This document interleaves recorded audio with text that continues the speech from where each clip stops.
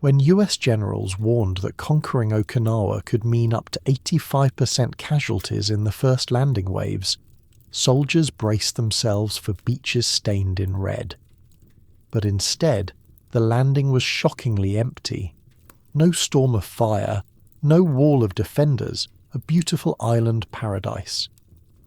But relief lasted only a moment, because the Japanese hadn't fled. They were waiting, in vast networks of caves and ridges.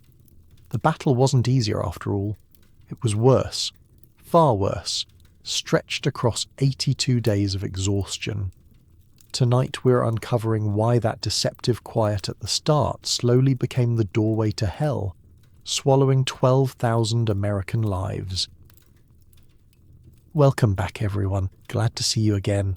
If you enjoy these videos, be sure to leave a like, comment where you're tuning in from, and subscribe for more tales like this one. Now take a deep breath, relax, and enjoy this stroll through history.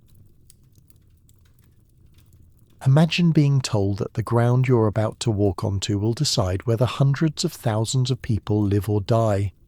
That was the weight hanging over American soldiers as Okinawa loomed in their sights. It wasn't just another speck of land in the Pacific.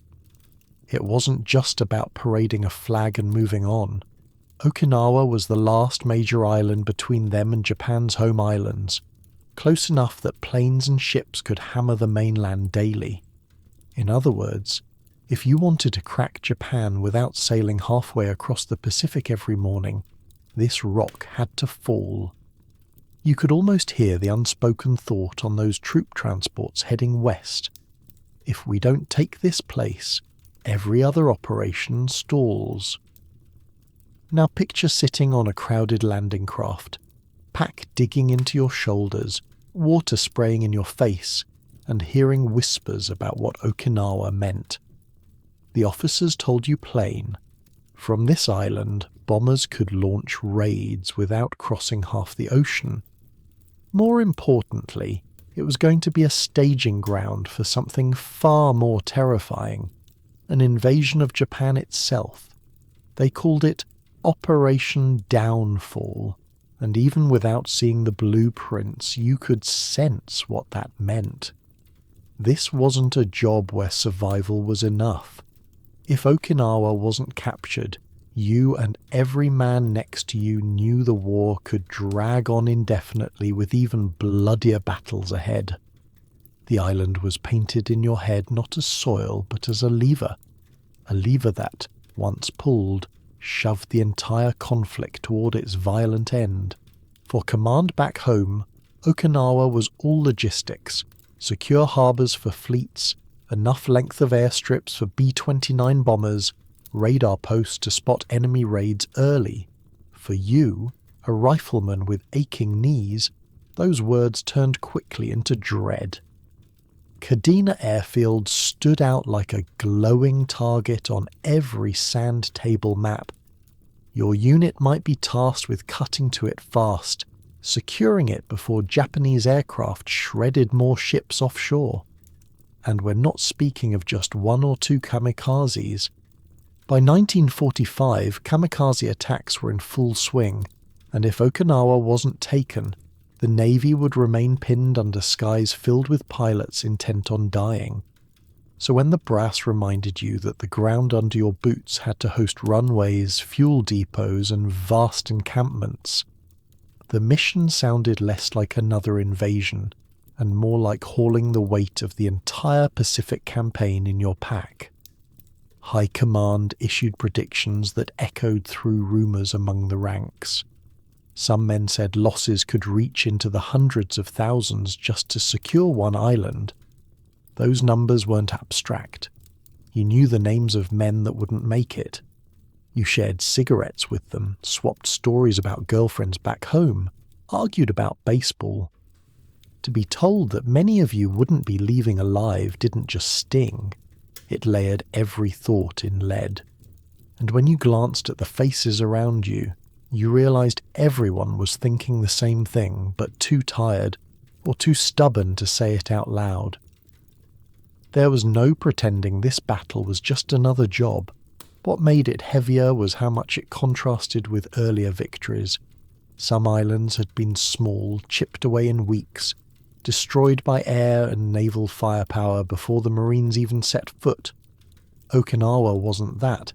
It spanned more than 40 miles, dotted with ridges high enough to hide artillery, villages filled with civilians, and space for defenders to vanish underground.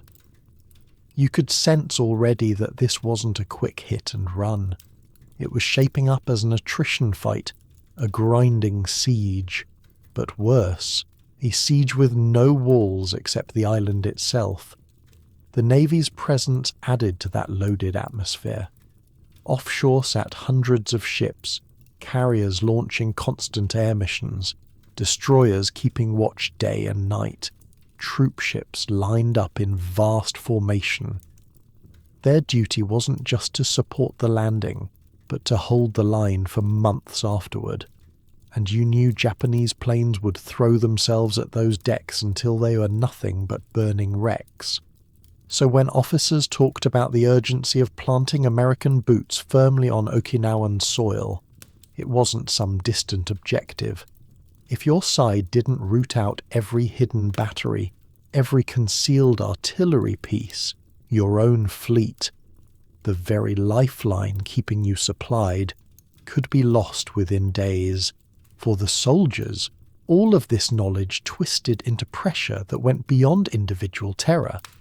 Every briefing drummed home, this island means the war in Japan's own backyard. If you fail, others pay the price. Sailors at sea, pilots in the air, families waiting at home. So when you adjusted your helmet strap and tried to settle your nerves, it wasn't your own skin you were thinking of. You were thinking of carrying an enormous burden on behalf of thousands you'd never even met. By the time Okinawa itself appeared on the horizon, its beaches shining in the early morning glare, the island didn't look like just another objective. It looked like the entire final chapter of the war condensed into a strip of sand and jungle. For a private waiting to clamber down into a Higgins boat, that meant something far heavier than fear. It meant the widespread thought that your generation's fate, and perhaps Japan's entire surrender, would pass through this land. When the order finally came to move, and engines roared to life taking you toward the beaches, you weren't just preparing for gunfire. You were carrying the pulse of everything said in whispers before. Numbers of casualties, lost fleets, lost chances of ending the war. Every scoop of the paddle wheel into the surf sounded less like motion and more like the ticking of a countdown. Okinawa wasn't just dirt under your boots. It was a promise and a threat. Promised base for victory, threatened graveyard for tens of thousands. Every man who prepared himself for that landing shouldered the knowledge that history had placed this last burden upon him. But what waited on the beaches was not the immediate carnage you feared. What they found when boots finally pressed into Okinawan sand was something far stranger and far more unsettling. The first waves braced themselves for a storm of bullets and explosions that never came. You step off the landing craft on April 1st, sea spray still clinging to your face, heart pounding inside your chest, so certain the instant your boots touch sand, machine guns will start chewing up men left and right. You grip your rifle tighter, crouching low even before you're ashore, because that's how every other landing has gone. Someone always goes down first. But instead of gunfire tearing into the beach, there's nothing. No explosions, no screams. Only the sound of men stumbling in waist-deep surf, coughing, dragging themselves up to dry sand, looking around with eyes squinted against the sun. You almost think you're dreaming. It feels wrong. So wrong that the quiet isn't relief. It's a curse. You're waiting for the hammer to drop and it doesn't. All around you, soldiers ease their shoulders, only halfway believing it's safe. but their heads swivel constantly, looking for the flash of a barrel, any sign of ambush. By now you know the usual pattern. The Japanese always defend the beaches, turning them into churning slaughter pits of barbed wire, mines, and artillery rolled up from behind the hills. But here, you wade through sand, push up past dunes, and there's nothing. Not a single burst of fire. Not so much as a sniper's crack in the distance. Just breeze in the tall grass, lapping waves, and the cough of landing craft engines pulling back for another run. That emptiness whispers something ugly into the back of your mind. They're waiting. Some Marines mutter it aloud, not bothering to hide it. They're here somewhere. A couple laugh nervously, pretending to shrug it off, but everyone knows. It's the kind of silence that sticks to your skin, the kind that makes every shadow look like the opening of a cave. The fact that dozens of boats land without a casualty doesn't excite anyone. In fact, it makes you clench your jaw tighter, because if the beaches are clear, it means the fight is waiting inland, in ground you can't see, in places where you'll have no cover to escape. That creeping tension wasn't accidental. Across the island, General Mitsuru Ushijima had ordered his troops to hold back, leaving the beaches untouched. It wasn't because his soldiers had fallen apart, but because he knew the Americans would land no matter what. Why waste lives trying to stop an unstoppable tide at the shoreline? Better to let you in, choke off your space, then bleed you slowly in hills, caves, and jungles that favour defenders. Instead of quick assaults against sandbags and bunkers right at the surf line, you would have to crawl for every yard, dragged through hidden corners and ambush sites mapped out months in advance. For you standing on the beach, that tactical choice meant breathing easier for a single morning, but only with unease. It was like being told the bad news didn't arrive today, but it's still on its way tomorrow. Nothing had blown a hole through your line yet, but the absence of combat was heavier than combat itself. You watched other units hauling their gear ashore, commanding officers waving men into neat formations, supply trucks beginning to roll onto the beaches. It looked like a walk-in occupation, the kind of lucky break you'd pass down as a story later. We strolled right in. Yet everyone who knew better kept their weapon at the ready, because no battle in the Pacific was gift-wrapped this clean. The weight of the unknown gnawed at you. Was the enemy gathered in woods? Were they hidden in those ridges tugging at the edge of the horizon? Every rock looked suspicious. Every lump of brush could be a sniper. You could almost see imaginary barrels peeking through gaps in the greenery. And even as bulldozers began carving improvised roads and radio operators set up antennas, you knew this wasn't victory. It was just a stage the enemy allowed you to walk onto because they wanted the curtains to drop later, when you were already trapped inside their theatre. Some Marines whispered that it felt like walking into a trapdoor stretched over blackness. The beaches gave them nothing, no smoke, no show of resistance, just time to breathe the salty air and wonder when the trap would snap shut. The stillness didn't calm, it provoked. You checked your weapon again and again, not because you expected a rush, but because you didn't know when or where the first bullet would fly. So the landing on Okinawa on that Easter morning, so strangely quiet, was not the reprieve it seemed. It was a deliberate design by Ushijima to force Americans deeper, further from ships' fire support, higher into ridges and folds of land shaped to conceal his men. The illusion of an easy start vanished the moment the realization spread. The fight wasn't being skipped, only delayed. Every step forward meant pushing into a place sculpted into a fortress, where caves swallowed soldiers whole, and where artillery could fire unseen from the rear and vanish into stone. That silence on the sand ended up being the beginning of the longest battle most soldiers had ever faced.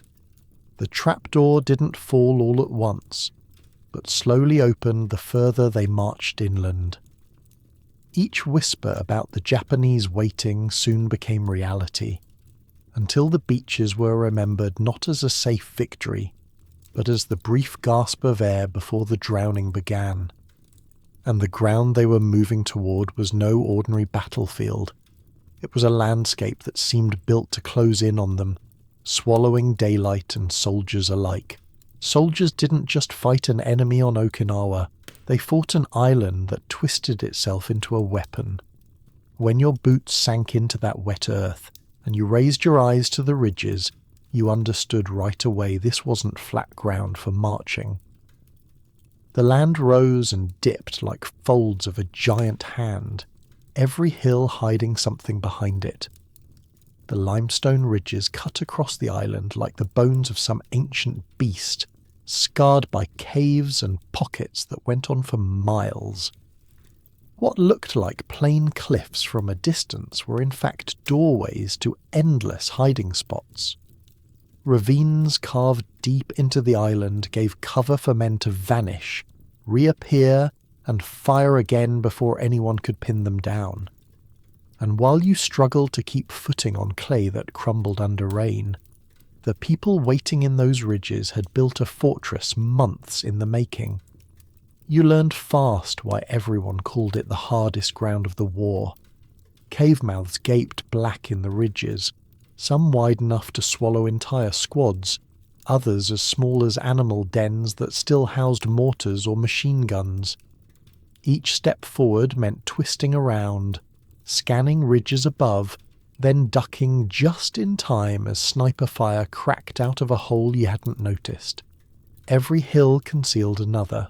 Climb one slope, sweat burning into your eyes, and when you thought you reached safety, you looked down into another ravine crawling with fire. The island itself seemed alive, pulling you deeper into its lungs with each step. Japanese troops mastered the terrain by using reverse slopes, setting positions on the hidden side of a hill so you never saw them until you were close enough to bleed. You pushed men up one ridge under pounding artillery, only to discover as they caught their breath that fire erupted from behind, soaking the slope with bullets. Machine guns barked from below while mortars whistled from above. It wasn't just crossfire, it was crossfire from angles you didn't believe possible. Each time you managed to grind forward, the enemy seemed to evaporate, slipping into tunnels invisible from the surface. You didn't even see legs shift or doors close. They vanished right in front of you, and all you could hear was laughter carried on the echoes inside stone. Artillery added frustration beyond measure. You heard the thunder of guns firing, but you never spotted the muzzle. Shells landed without a trace, churning the ground, flinging dirt into your face, and snapping bones within arm's reach. And when counterfire came from your own side, the shells only scarred the surface, collapsing some caves but barely touching the network beneath. Plenty of times, after calling down rolling barrages you were sure would clear a path, enemy guns started up again as if nothing had touched them at all. It was like striking a ghost, one you couldn't stab, couldn't corner, only endure until the next volley staggered closer. Rolling into one of the island's infamous ridges was a trial of nerves as much as muscle. You crept upward, belly against the earth, breath strangled in your throat, and then the hidden guns lit up. From above, slits carved into rock spat fire. From angles behind, openings perfectly disguised as shadows shredded men already leaning forward. Ambush wasn't just common here, it was guaranteed. You didn't win ground by storming bare. You clawed it inch by inch, trading bodies for a single yard. By the end of a climb, uniforms clung to soldiers, heavy with sweat, mud, and fear. And right at the crest, you knew another trap waited. Simply put, the battle stopped feeling like island hopping in the Pacific and turned into something more like the Western Front of 20 years before. On Okinawa, the ground forced trench warfare without the trenches. Instead, shoddy foxholes filled with water and ridges cut with caves served as the lines. Men lived under constant shelling, slipped through muck, and attacked fortifications that had been mapped out with cruel precision. Every stretch of ridgeline resembled another dug-in fortress. You never advanced without bracing for a cost. The idea of fast-sweeping maneuvers was impossible. Okinawa wasn't letting anyone pass without handing over blood for every stone, and if you stood still for even a heartbeat, the land reminded you who owned it.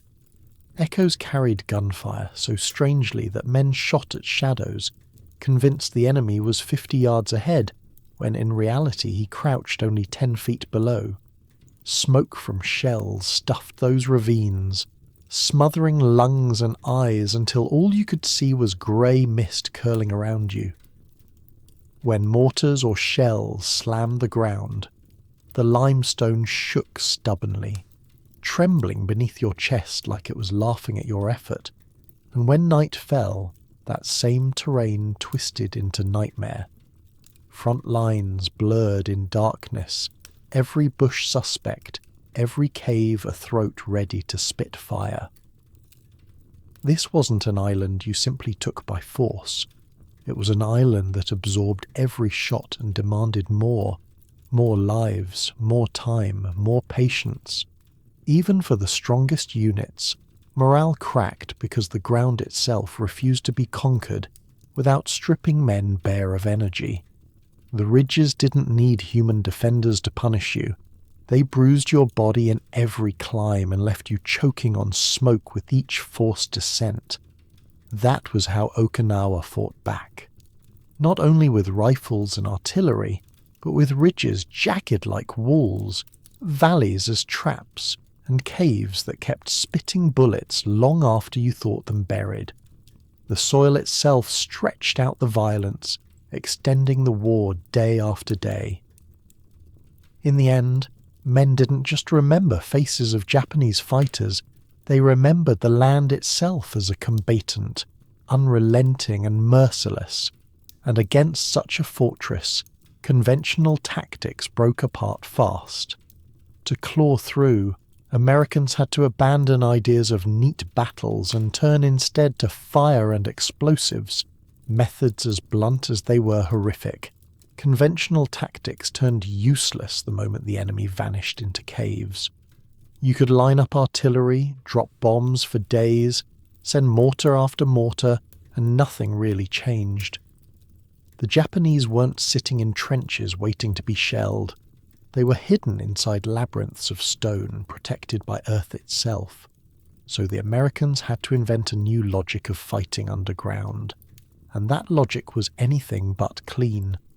It meant rolling tanks that spewed fire, carrying satchel charges packed with explosives, and dropping napalm on hillsides until there was nothing left to guess at. You traded the idea of traditional combat for something closer to exorcism, prying enemy soldiers out from the insides of mountains with weapons designed to cook or collapse whatever stood in your way. Picture standing near one of those tanks as it crawls forward, its barrel bent into a stubby nozzle. Instead of shells, it spits a tongue of liquid fire that stretches over 100 feet to reach a black mouth in the cliff above you. The sound isn't like an artillery blast. It's more of a rushing roar, like a furnace door flung open all at once. The flames smash into the cave opening and bend inward, clawing into the darkness. There's no way to describe the heat other than it hits your face even from yards away, and you feel your skin tighten under it. The infantry waits in shallow cover, eyes narrowed almost shut from the glare, gripping their rifles though there's nothing to shoot yet. Then, for a moment, it goes quiet. The tank engine idles, the flame vanishes, and an eerie silence floats down from the cave after the roar fades. No more sounds inside. Just smoke drifting out, thick, oily, and sticking to your clothes. You breathe it in, and the air tastes like burnt rubber and charred wood, only you know it isn't wood. When it wasn't fire, it was explosives. Satchel charges were crude in appearance, but brutal in effect. Canvas bags crammed with TNT, carried by sweating soldiers up steep slopes. The trick was to crawl close enough to shove one into a cave mouth without being cut down first. The explosion, when it worked, collapsed stone around the cave to seal it shut. But sometimes it didn't collapse enough, and after the smoke cleared, firing started up again from the same hole. Each aborted attempt forced soldiers to repeat the ritual. Crawl, drop the bag, retreat, wait, and pray you hadn't just volunteered your life for nothing. Napalm filled in the rest of the arsenal. It wasn't just for planes overhead. Drums and flamethrowers on the ground left slick rivers of burning gel that coated rocks and poured into tunnels. Watching it wasn't like seeing a fire patch in the woods. It was like staring at liquid that refused to die down, clinging wherever it landed. Experiencing these weapons left scars different from a bullet wound. The heat alone forced you backward, even when you were safe behind cover. The smell wormed into your memory. The harsh burn of chemicals piled on top of flesh and fabric. After a cave was silenced, soldiers pushed in cautiously, rifles shaking a little in hand. Inside, though, it wasn't war as you knew it. It was corpses blackened into shapes unrecognizable, gear melted onto rock surfaces, ashes where you expected opponents. That sight wasn't victory. It was something else, something most men didn't even have the words to explain. And while command considered it simply clearing a position, the men doing it learned to dread each order to move up the slopes again. The worst part was how common the routine became. On other islands, cave fighting had existed, but it was sporadic. On Okinawa, it was constant. Every foothill, every minor ridge deserved the same treatment. Torch it, blast it, bury it, then torch it again in case the first attempt failed. The rhythm turned mechanical. Tanks flame a hole. Infantry holds the perimeter. Engineers haul charges, detonate, assess rubble. Then the same thing repeats 50 yards later. There was no sense of grand advance, only repetition. Men spoke of it as if they'd been hired as exterminators, working through nests of vermin that never seemed exhausted. The thought that each cave held living human beings became an abstract idea, easier ignored. Yet when the work was done and the silence returned, that's when the uneasy conscience crept back. For every soldier involved, the conflict grew inside as much as outside. You were ordered to use weapons more terrifying than anything you had trained for. You had to listen to enemies scream from within caves you couldn't see, only to have those screams cut off as the flames suffocated air and the blast folded ceilings of rock. Tactically, it worked. Emotionally, it left a residue of unease that followed long after the island was left behind. Men later admitted they had difficulty convincing themselves that what they were doing was simply duty. It looked too much like wholesale burning, too much like stripping away the last shred of humanity, and yet it was demanded day after day. You began to appreciate that Okinawa wasn't about speed or clean maneuvers. It was about grinding down underground defences one cave at a time. By the end, the island resembled a massive scarred quarry, ridges pockmarked, caves blocked by rubble and scorched stone. Each small fire or explosion wasn't a step toward glory, but one more notch in a campaign of destruction so slow it felt endless. Progress wasn't measured in miles gained on a map.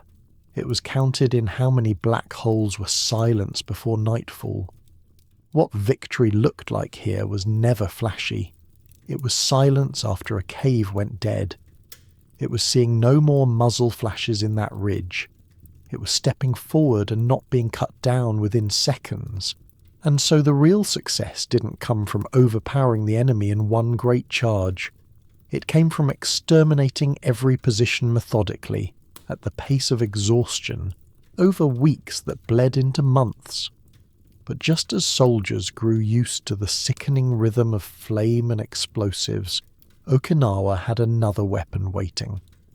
The skies turned against them, and the rain began to fall, soaking earth and spirits in equal measure. By May, the sky itself turned into another enemy. You could fight men in caves, you could push through ridges with satchel charges and flame, but how do you fight rain that never ends? The clouds above Okinawa broke, and for weeks it felt like the island reversed itself. Paths that had been hard clay turned into rivers. Fields collapsed under their own weight. Foxholes filled up faster than you could dig them.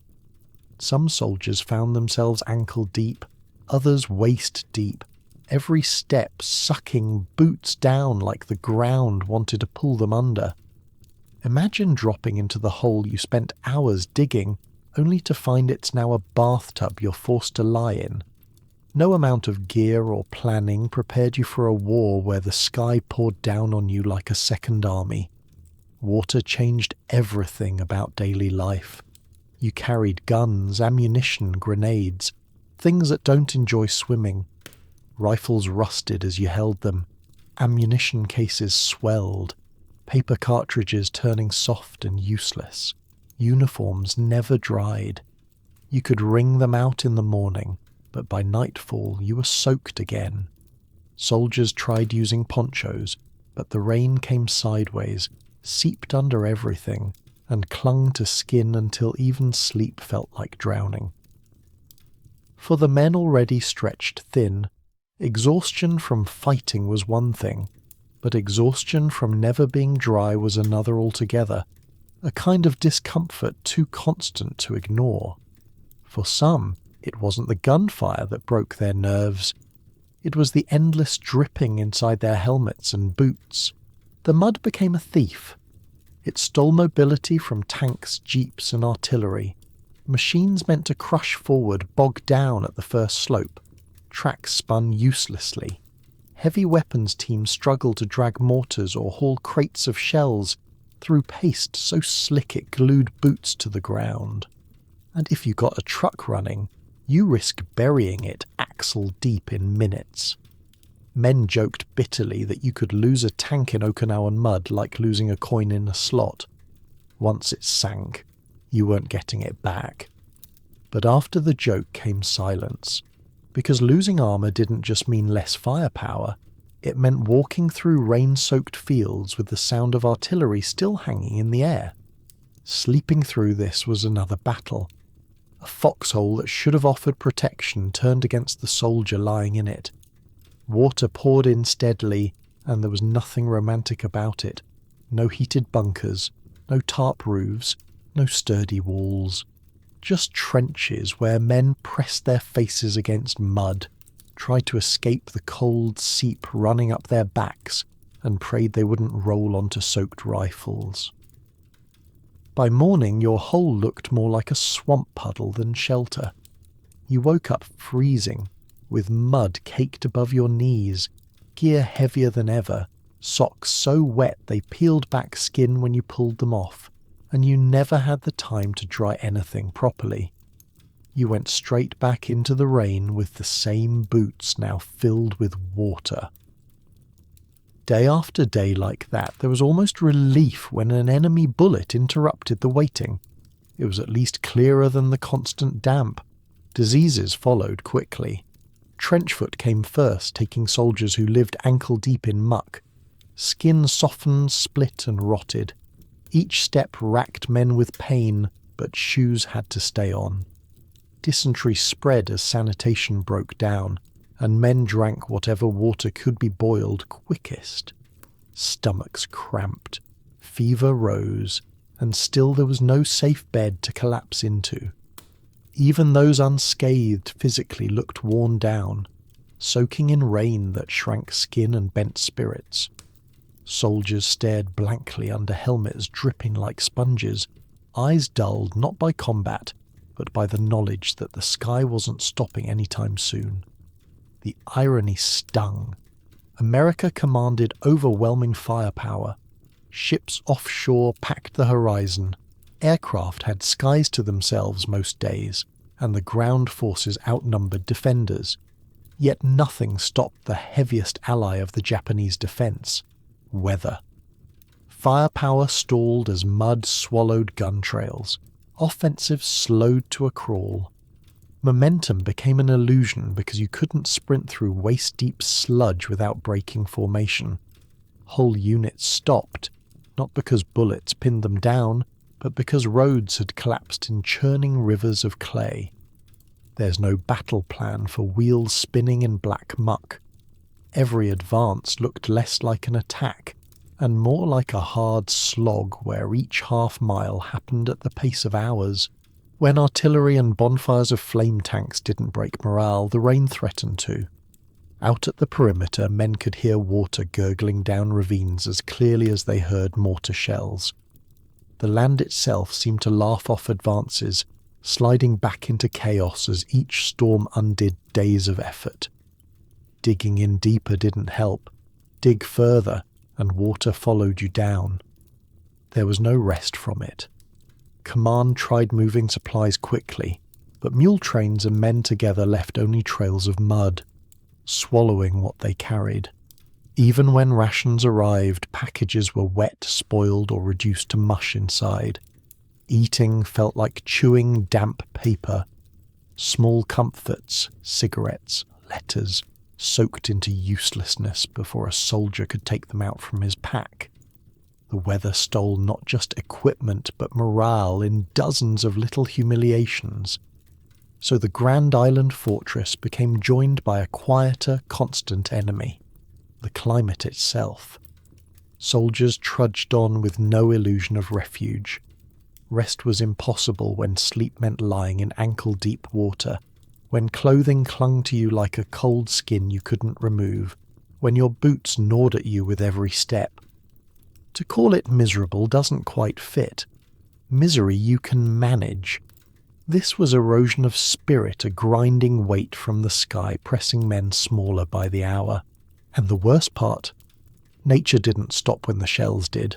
Fire missions ended, infantry rotated, but the rain kept falling, sinking into bones, into rifles and rations, into memories. On Okinawa, the Japanese had their caves, the Americans had their firepower, but neither side claimed the weather. The weather claimed everyone. It didn't matter your rank or courage. Everyone was brought low, chewed into silence by something you couldn't see or shoot back at. When the rain came down, the war felt endless, and you understood there was nowhere safe to turn, not even in the holes you dug for rest. That endless downpour did more than slow the advance. It gnawed into minds. Soldiers who once counted days in ridges and caves now counted puddles in their foxholes, wondering how long they could endure. And that steady pressure, never letting go, set the stage for the real collapse that followed. The collapse inside men's heads when nature and violence mixed, wearing down nerves until the battlefield wasn't just outside anymore, but part of your own mind. For many soldiers at Okinawa, it wasn't the caves or the mud that finally broke them. It was the sound. Hour after hour, day after day, the island shook under shells that seemed endless. You might go a whole day without seeing an enemy's face, but you never got through a day without hearing the whistle, the crash, and the roar of artillery or mortars. That rhythm never rested. It was background noise that became more terrifying than direct combat, because at least in a firefight you had a target. When shells came, you had nothing to push back at, nowhere to aim, only a hole in the ground and your own nerves to hide behind. Imagine crouching in a foxhole you've dug with your hands, walls slick with rain and mud. You're wet, you're cold, and your rifle is starting to rust against your chest. Suddenly the air screams as another shell rips overhead. You don't see the flash when it's launched. You don't even hear the gun firing. By the time the shell whistles past, it's too late. Sometimes it lands 50 yards away, sometimes closer. The ground yanks itself under your body. Sharp fists of dirt slap your helmet, and pieces of steel cut the air. That's when you realize this isn't a single hit. It's a chain. They keep coming and coming, and though the first doesn't kill you, the next could. One of the worst parts wasn't the noise of one shell, but the stretching silence in between. You don't know if those few seconds are a pause or if they're targeting your position for the next volley. Should you uncoil from the ground and get moving, or do you stay flat and risk being buried when the dirt caves in? Your brain runs faster than your body. The waiting becomes unbearable, and that waiting is the real weapon. Some men said firefights almost seemed better, because you could vent nerves through return fire. Under bombardment you just sit and endure. The invisible nature of these attacks ate away at you the most. The enemy was nowhere near, just hidden miles inland or tucked into a cave with perfect sight lines. You didn't see human faces. You didn't see the man pulling the lanyard. You just got the result. Shards of metal buried in the ground around you. Friends cut down before you could even register the strike. Fighting a hidden enemy meant you could never feel secure. Even when the shelling stopped, your body still jolted every time a piece of debris shifted or a stone fell off the rim of your foxhole. The physical strain came paired with mental collapse. Foxholes rattled like drums every time a barrage hit, mud shaking off the sides and raining into your eyes. At night, the flashes lit up the sky so often it felt like a cruel mockery of daylight. Streaks of fire rose high, then splintered above before fragments rained down on the men still huddling. At first you flinched every time. After weeks you didn't even flinch. You just sat blank-eyed in place with dirt in your mouth. That stunned stillness wasn't courage. It was combat fatigue setting in, erasing reactions from men too worn down to feel them anymore. Hands began to shake even when off the front. Soldiers found they couldn't hold a spoon without rattling their soup out of the cup. Stares grew hollow, men looking past one another as if eyes weren't focusing anymore. They didn't celebrate when fire missions ended, because everyone knew another was coming soon. Some men stopped caring whether they crawled into holes or not. Others dug frantically, scraping their fingernails raw to make the walls thicker, even though experience told them it didn't matter how deep you dug if the shell landed just right. The nervous energy spread like a sickness, whole squads twitching at sounds that weren't even incoming rounds. Pressure like that made cracks appear in discipline. Some officers shouted to keep men busy, ordering patrols or small advances not because they expected success, but because movement eased the weight of waiting. Others tried to joke, but the humour rang hollow under the next crash. A few soldiers admitted later that the first signs of breaking came not with casualties but with silence. Days when whole units stopped speaking to each other between strikes, conserving strength for screams that might come when the next barrage started. Survival meant sitting still, clenching jaw, and convincing yourself you wouldn't be the one caught by invisible shrapnel. What artillery created wasn't just casualties, it was constant exhaustion. It forced soldiers to live as though death was a coin flip every passing hour. Moments of safety never felt safe. The ground they sat on trembled so much it seemed like the island itself was turning against them. Each impact tore away not just earth, but also certainty, until the only thing left was the pounding of your own pulse in rhythm with the thunder above. And that was the cruel trick. Many soldiers didn't die from it, but they were broken by it all the same. Their minds slid further from the job at hand, their spirits dulled until nothing was left but routine reactions. By the time days blurred into weeks, the artillery had done more than cut men down. It had hollowed them out. Some were carried out on stretchers without a single wound, bodies intact but nerves destroyed. Others staggered into medical tents with wide eyes, unable to explain anything beyond the endless crashing inside their heads. Battle fatigue became as common as shrapnel wounds, a reminder that bombs didn't have to land on your position to leave you in ruins. The enemy had discovered the simplest weapon of all: monotony mixed with terror, repeated hour after hour until men fell apart from the inside. That drumbeat of iron left even survivors twisted inside, shadows of themselves moving through mud and rain. Okinawa became not just a test of physical strength, but of whether minds could withstand the endless pounding. And once men crumbled under that pressure, daily life itself turned into survival, measured not in yards gained, but in hours endured until the next barrage dropped. Soldiers on Okinawa described each day as survival, not progress. That phrase wasn't just a dramatic summary, it was the reality of life measured in hours instead of victories. You dragged yourself awake not because you were rested, but because it was time to march again. There was no pattern of triumphs or decisive breakthroughs. Instead, it was the monotonous grind of trudging forward through mud, cutting across wet ridges, and repeating the same dangers over and over. The mission might be clearing a cave, crossing a field spotted with snipers, or inching up another hill where men had already fallen yesterday. Whatever the assignment, you knew it wouldn't feel like progress. It would feel like endurance. A routine day was rarely routine at all.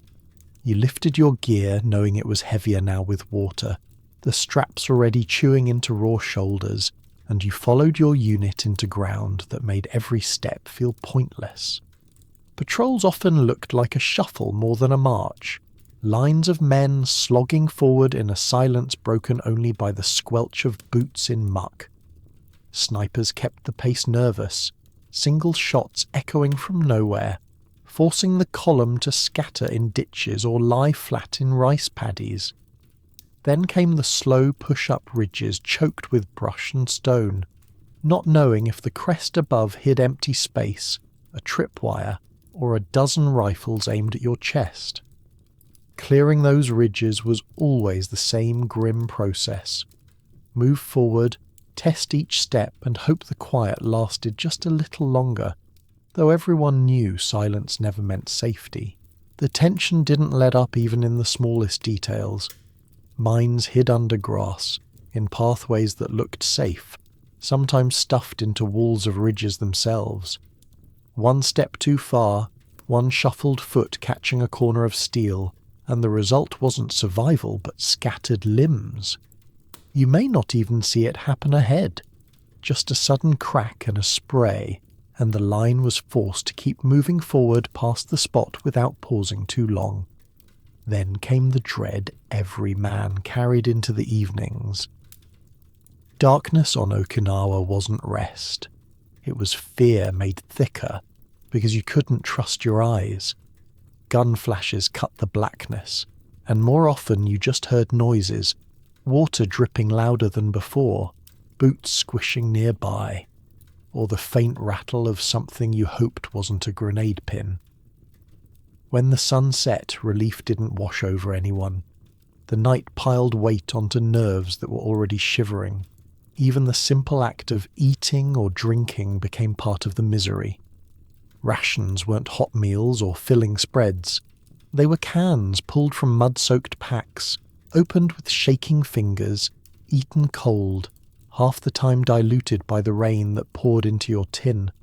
Soldiers spoke of pulling out field rations only to find them swollen with water or mashed into pulp.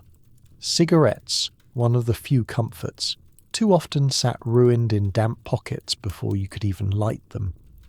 There was no coffee steaming over fires because building a fire meant showing your position.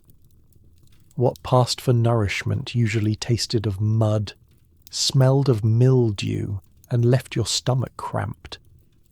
And as days blended together, many soldiers stopped caring what they swallowed. Gear itself began falling apart. Helmets carried dents from shrapnel, uniforms turned to rags, and boots tore at the seams until nothing held feet dry. Weapons corroded in men's arms. Oiling them became a ritual that didn't stop the rot. When your life depended on a rifle, the sight of rust crawling up its barrel was enough to knot your stomach worse than the shelling itself. Packs pushed deeper into your shoulders, straps cutting into skin softened from constant wetness. Your own body transformed. Fungus on your feet, chafed skin rubbed raw by fabric, and hands blistered from mud and grit grinding into the palms. Nothing you owned lasted long, least of all energy. The sheer exhaustion blurred days together until yesterday looked exactly like tomorrow. There was no sharp memory of individual battles after a while. Men spoke later not in stories of specific encounters, but of a stretched nightmare, where weeks collapsed into a handful of gruesome impressions. Rain, mud, explosions, and corpses that you stopped looking at closely. One veteran described the island not as a series of events, but as a place where he lived inside the same hour stretched for months. That was the feeling. Time itself twisted, marked only by the changes in which ridge you were crawling on. It resembled trench warfare more than the quick island campaigns that had come before. On earlier islands, victories came faster. Fights were brutal but ended in days. Okinawa dragged. You weren't charging across open ground toward a single bunker. You were holding water-filled foxholes, staring at ridges across swamp fields, listening to mortars pound again. The similarities with the First World War were chilling. Stagnant lines, constant bombardments, diseases eroding bodies, and men pressed so far into exhaustion that the lines blurred between soldier and ghost. Instead of progress, what you got was attrition, a word that carried no celebration, only the calculation of who could outlast the other's misery. In that atmosphere, the bond between soldiers tightened into the only lifeline. Men didn't survive by believing in strategies on maps or by dreaming of final victory. They survived by tugging each other forward, splitting rations, huddling closer in the sodden holes when shells shook the ground.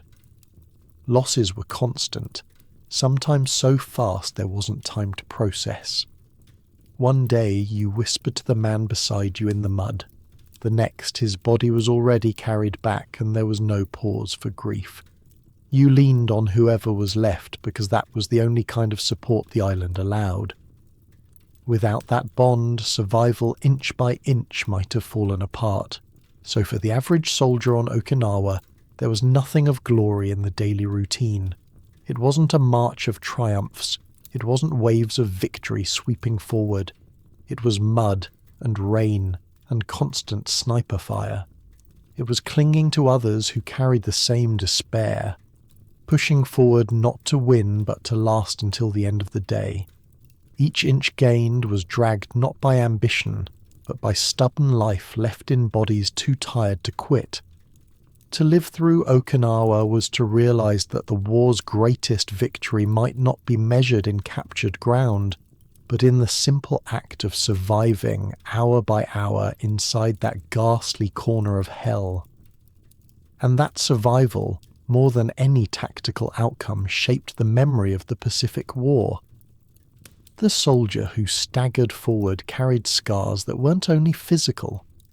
The grinding misery left marks that echoed in how they remembered the conflict, their voices falling quiet whenever Okinawa's name was spoken.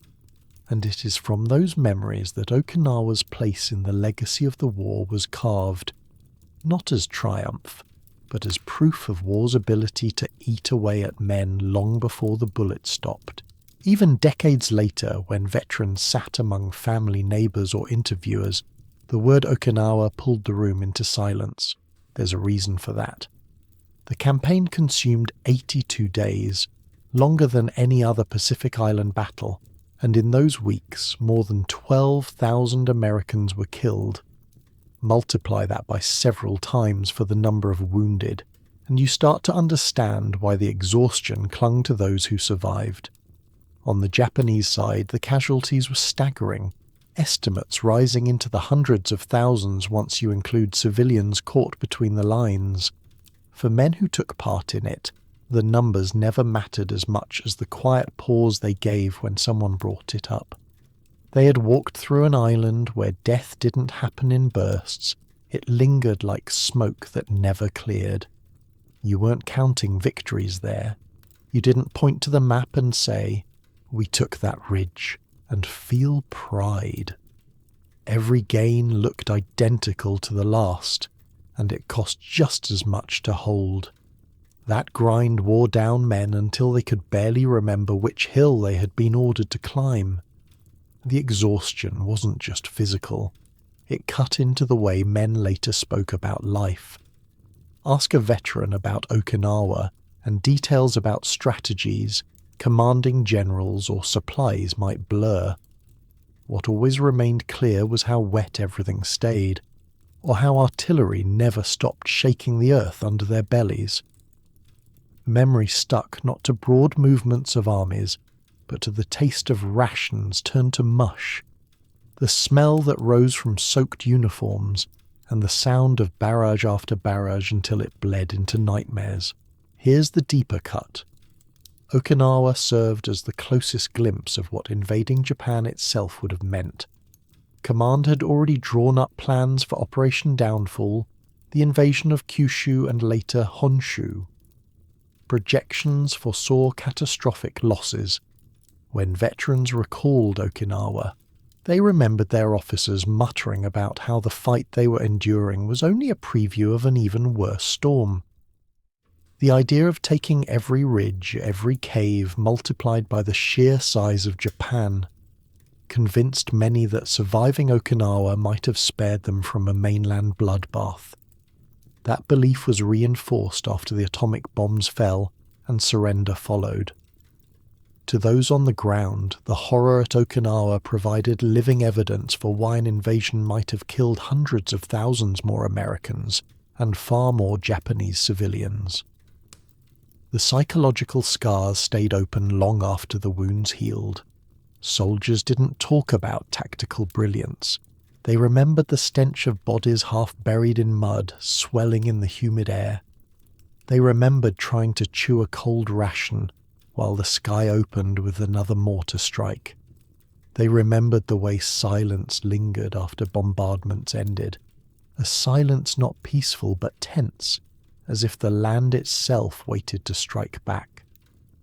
For some, the most haunting element wasn't the bursts of violence, but the long pauses, that breathless waiting when nothing happened, yet fear screamed that something was about to. Those gaps carved into memory, leaving men restless all through peacetime.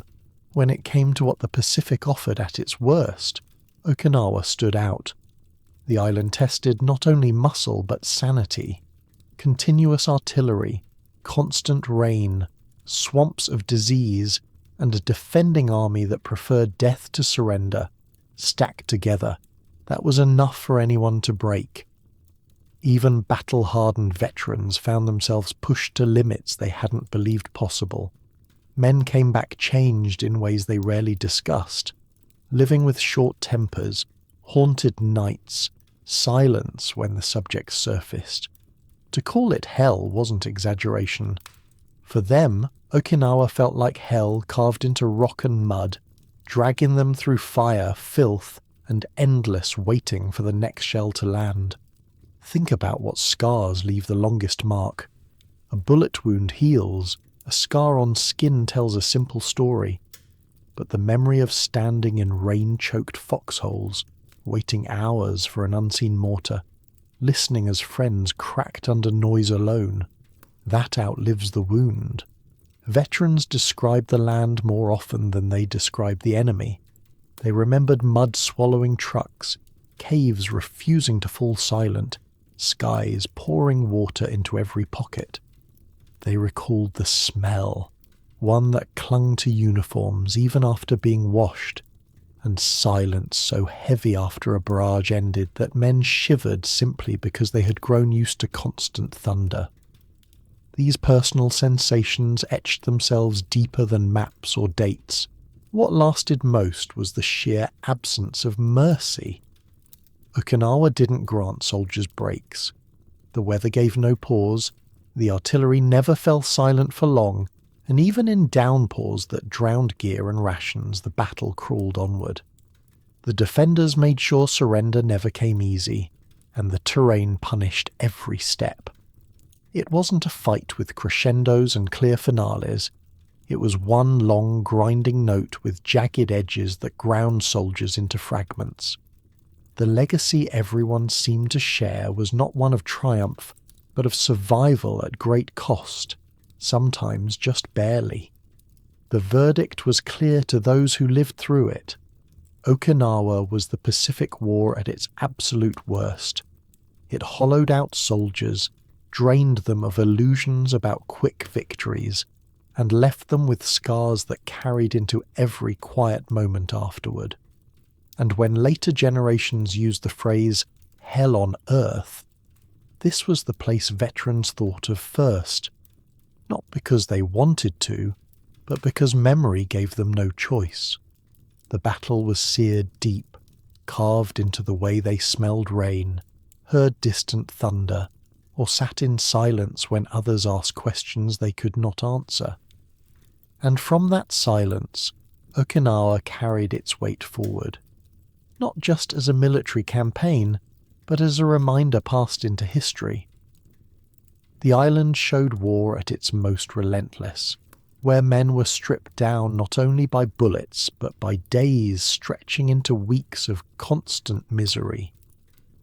It stood as proof of what lay ahead had an invasion of Japan occurred. That understanding shaped the way veterans reflected on the war, shaping the story of the Pacific not with talk of victories, but with a warning wrapped in mud, fire and silence that never seemed to end. Okinawa showed something raw about war. It didn't just tear apart bodies, it broke soldiers down piece by piece until even their thoughts were scarred. You can picture it. Mud at their feet, shells overhead, and the hours dragging on without relief. Victory on a map meant very little to the men in those foxholes. That's the truth hidden under strategies and numbers. Every plan drawn on paper turned into days of surviving one moment at a time, and when the guns finally stopped, the silence carried its own weight, reminders of what soldiers had endured long after the island itself went quiet. Thank you so much for listening, everyone. I hope you enjoyed this stroll through history. Remember to leave a like and subscribe if you want to see more videos like this one. I bid you farewell and wish you a pleasant trip to Dreamland.